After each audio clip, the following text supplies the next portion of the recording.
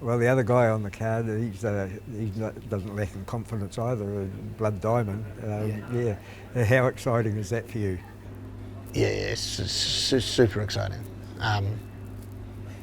And again, I've publicly stated that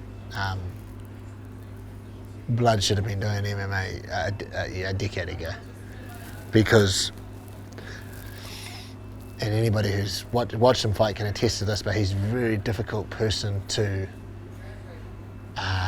teach and formulate strategy and game plans around, because he's so sporadic. His style is very off the cuff.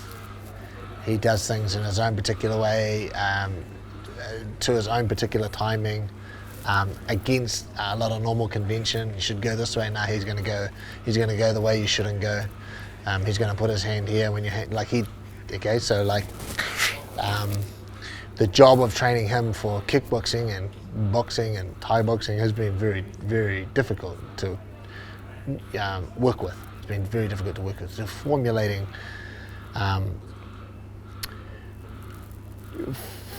a training regimen around someone like that without completely destroying that what they are, that spontaneity and that awkwardness is very difficult. With a fighter that just it doesn't stick to the normal conventions in fighting. But in MMA, he just had picked it up like that.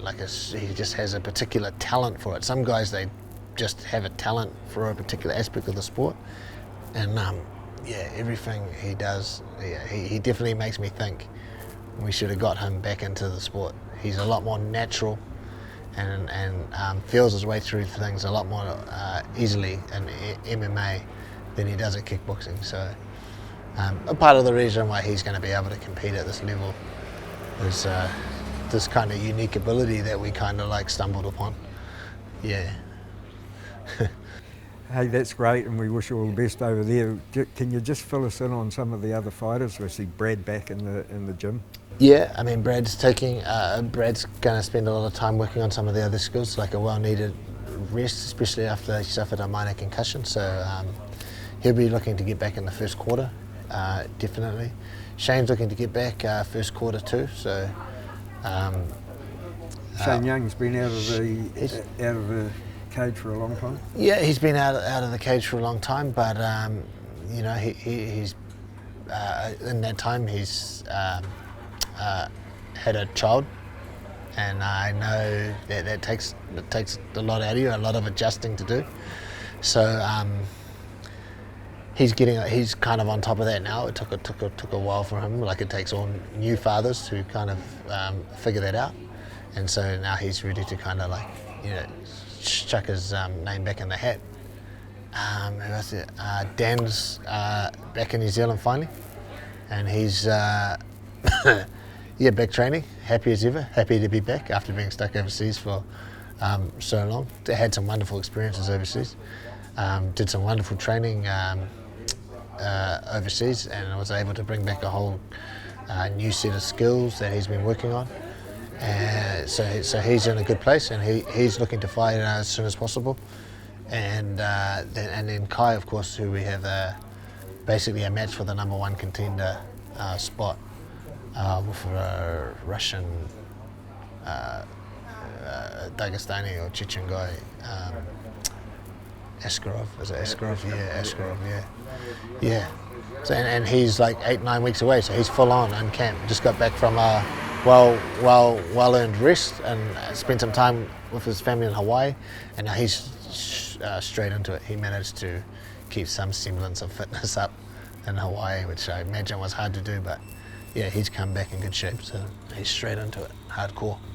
And how's the things looking for the gym this year? You've always been a big supporter of the Winter Warrior program. Is that going to be on again? Yeah.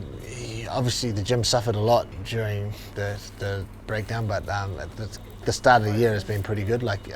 People are starting to come back in their droves, which I'm very happy about. So the gym's all approaching normal operation almost.